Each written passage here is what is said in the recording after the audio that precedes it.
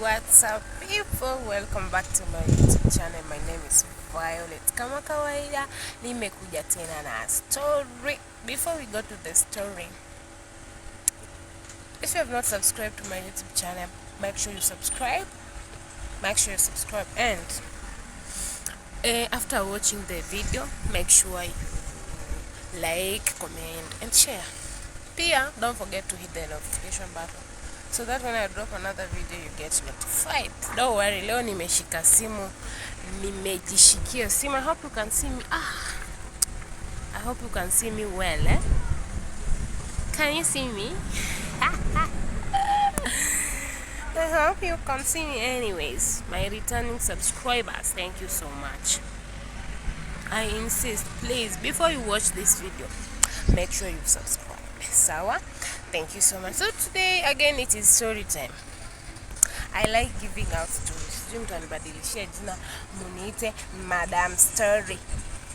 Madam Story.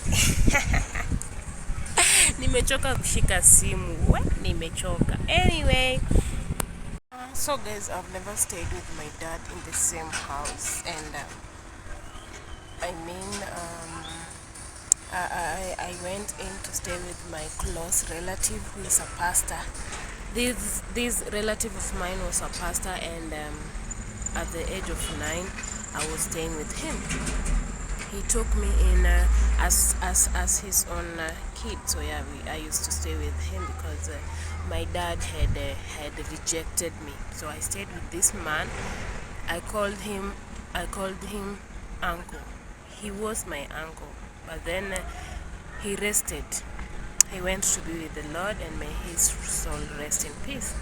So this man was so strict.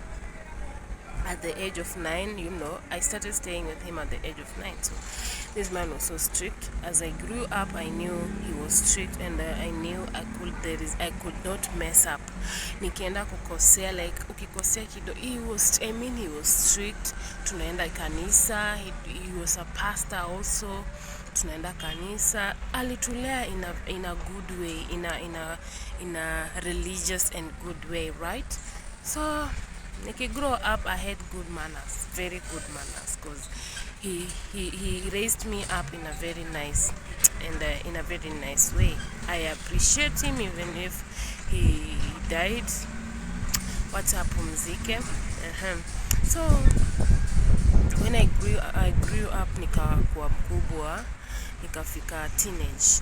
Is it teenage ama nikakuwa 15 years, 16, when you turn the adolescent stage.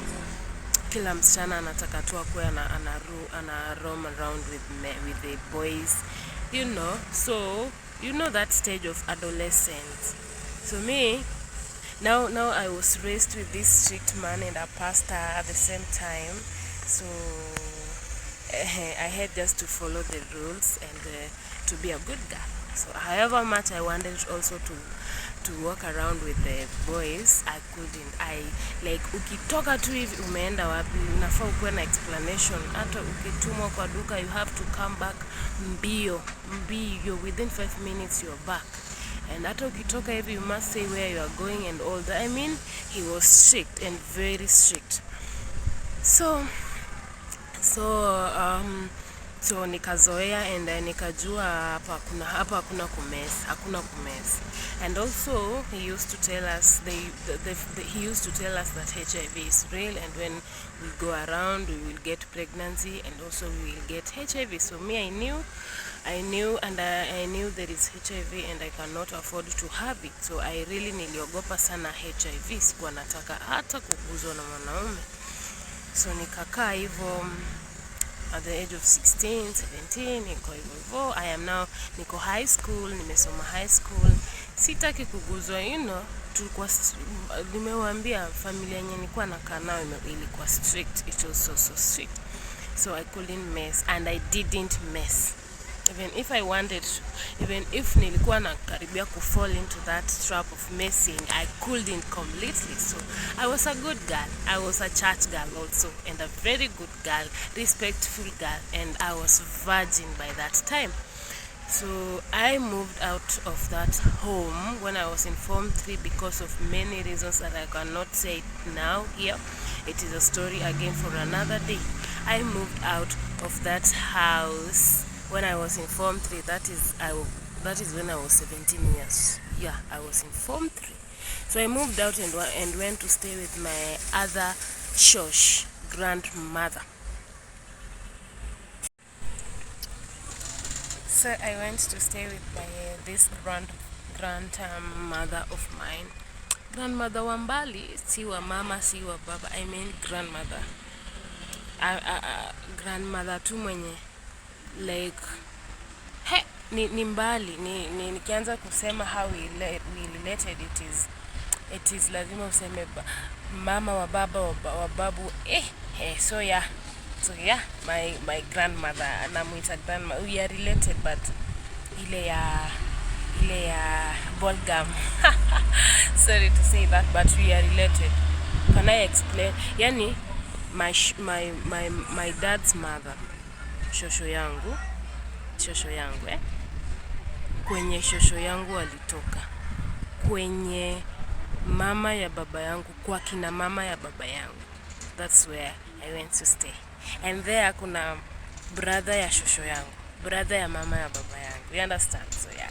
So the wife to brother ya mama ya baba yangu. So I used to stay with that granny. So when I went there to stay with her, I was in Form 3. Nikapata sasa niko na chance ya at least to talk with the boys and to interact and to socialize with boys. So I was happy there. And don't say that nilitoka kwa the current home, the pastor's home because I wanted to roam around or to have to socialize with boys. No. I went out of that home, like nilitoka kwa ile boma just because of nimewambia ni reasons mingi, many reasons that I cannot say sahi because haitaisha.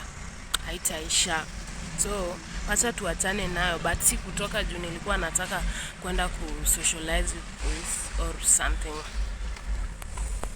So in Form 3, sorry the noise, So in Form 3, guys, I started dating.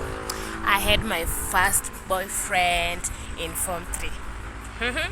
First boyfriend in Form 3. I was still a virgin. A baby Mary, baby Virgin Mary, I was virgin in Form 3. So I started dating. Remember, niko kwa shosho, and this shosho doesn't care. She's just there. She doesn't follow up what I'm doing and all that. So I started dating in Form 3. But still, I kept in mind what my uncle, the pastor man, the man who was a pastor, the one that I was staying with, I kept in mind how vile alikuwa strict na vile alikuwa anatupatia advice. So I knew kuna mimba na kuna ukimwi. So even if I started dating, I did not allow that boy to touch me. So I told this boy, please wait until I finish will have me. You understand when I say having? You understand? Yeah. So nikamwambia wait until I finish. Akangoja pia. Akakuwa patient. So nikamaliza Form 4. So when I finished Form 4, I went to Nairobi. Kwenda Nairobi sikukuwa bado nimempatia. Sikukuwa nimempea. Sikumpea. Nilikuwa naogopa. Kuogopa mimba, kuogopa ukimwi. Nilikuwa naogopa sana.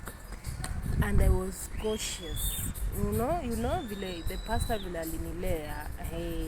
Alinilea vizuri mpaka nilikuwa nashika vitu zake kwa akili. So I feared those two things, HIV and pregnancy. First nikipata pregnancy itakuwa aje, and my dad had rejected me and all that. So hiyo yote nilikuwa na uoga nayo, so I couldn't mess. And also HIV nayo kila mtu alikuwa anaogopa, lakini mimi nilikuwa naogopa sana because hata kutumia condom sikuwa nataka because I was like ama na hii condom nipasuke singapata ukimwi. Nilikuwa naogopa. So nimemaliza Form 4 and I was still a virgin. And now this boy nilikuwa nimemkeep for so long. I had kept this boy for so long, and now nimeenda Nairobi. Niko Nairobi, sijampatia yeye kushago and all that. Sasa nikaona nimemhurumia sana because amekuwa na mimi since form 3, amenisupport hata nini na nini, story mingi amenisupport, na nikamwambia ningoja, akakuwa patient. Nikasema now nimemaliza form 4, hata nikipata ball, but sikuwa nataka nipate ball, unaona, na sikuwa nataka ukimwi. Nilijua nita prevent, nitampea tu na tuta prevent na condom. So nikasema wacha nimpatie. Katoka Nairobi nikarudi Ushago. Now that is the time when this man virgin broke me. He broke my virginity now. Yes, he did. My first boyfriend is the one who broke my virginity, and he used condom. So I did not get HIV, and also I did not get pregnancy. I went back in Nairobi to hustle. So in Nairobi, that is when I met my ex-husband. Hata sijabreakiwa second virginity, and now I met but in Nairobi I used to be very cautious. Nikiona mwanaume nakimbia, because I knew there is HIV, and sitaki kupata mimba. Sitaki kupata mimba tu. Mimi vile nimelelewa kwetu, babangu amenitoroka, amenikataa kwenye nilikuwa ninaishi for more years. Nimetoroka because of 1, 2, 3 kwa shosho yangu. My church will not even help me and all that. So nilikuwa very cautious. Nilikuwa msichana mzuri sana. So I met this man, my ex-husband, and we started dating. Hata tukidate, sasa now I was grown. Nilikuwa 19 years. Hata kama sikuwa grown sana, but I was 19. So we started dating, and hapo sasa ndo nilijua mapenzi kumbe ni tamu. Mapenzi ni tamu, because we were close to each other, and this man was so loving, you understand. So we started dating, and of course before we started dating, I used to have HIV test after every now and then. Nilikuwa najipenda nilikuwa napimwa after every 3 months, after nikipita tu kwa clinic ya HIV, kwa hizo visit, nikipita nikiona lazima niingie nipimwe hivyo. So nilikuwa najipenda na najichunga sana.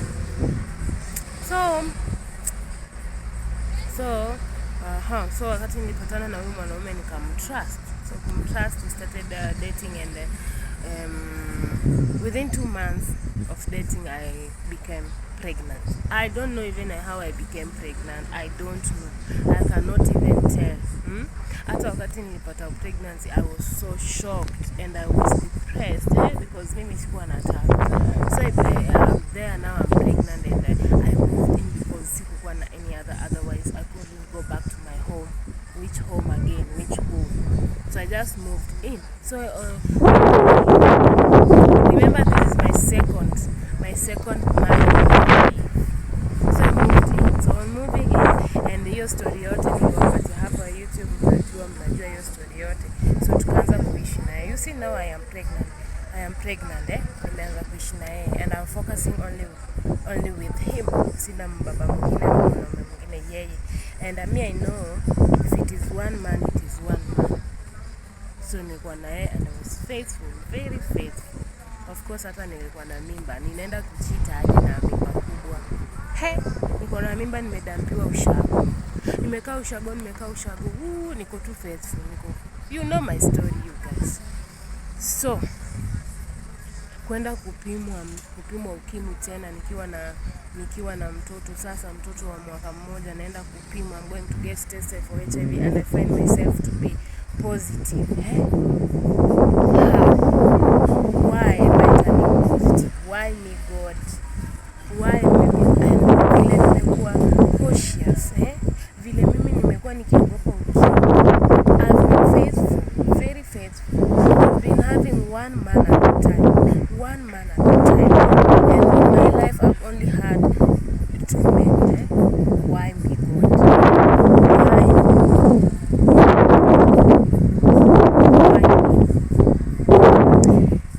But they always say, however much you are cautious, HIV will just find you.